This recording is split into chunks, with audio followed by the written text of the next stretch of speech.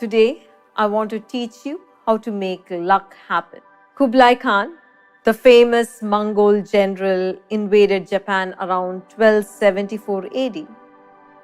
He invaded with 20,000 soldiers on 500 ships, and Japan was hardly prepared for this kind of a battle on sea. Japanese soldiers were more trained in single combat. Just as the Mongols were reaching the shore, a massive storm stretching from horizon to horizon broke and tore the Mongolian fleet apart. It left no survivors.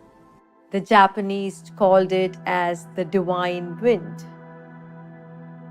They called it kamikaze. 7 years later, 100,000 Mongols again attempted to attack Japan. This time, a typhoon, completely out of season, destroyed the entire fleet. Now, what would you call this? Some would call it an accident. Some would call it a miracle. Some would call it a coincidence. Some would call it luck. We could call it a synchronicity. So what is a synchronicity? And why do we call it a synchronicity?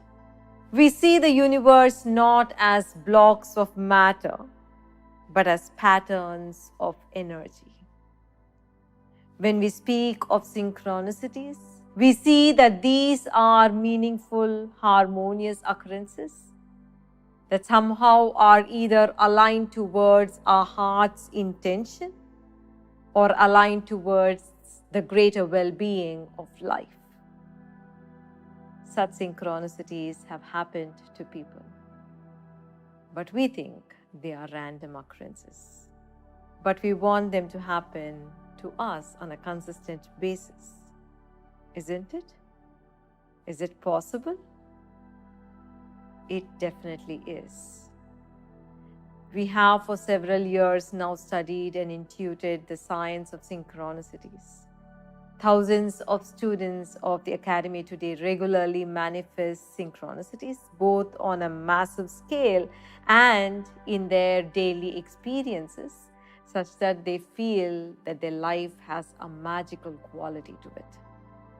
They get in touch with the right people they were looking for and land in the right dream opportunities. They come upon the right information they were looking for, and with that information create a difference to others. They receive the right messages from the universe at the right time when they're actually questing for an answer. This takes away their inner struggle and leads them to peace. But for these things to happen, two things must happen in your consciousness. The first one is you need to experience a beautiful inner state. And the second factor that needs to happen to you is for you to experience a magnificent connection with the universal intelligence. Call it divine, call it a field, or call it God. Most people think that the universal intelligence or the divine is a massive force field, but only the mystics know, only the ones whose heart has awakened know that you can actually experience a personal connection with this massive mystic force field, with this universal intelligence. And this universal intelligence can actually relate to you. A mystic knows that this universal intelligence can be related to as a being, as a friend, as a mother, a father, a beloved, and as a grandfather. When you live in a beautiful state and connect to the universal intelligence, relate to this universal intelligence and ask, then you see events flow according to a strange sequence, like balls on a pool table, and synchronicities happen. Just as physics, math, biology, or chemistry are sciences with enormous intricate details, so too the science of consciousness is vast.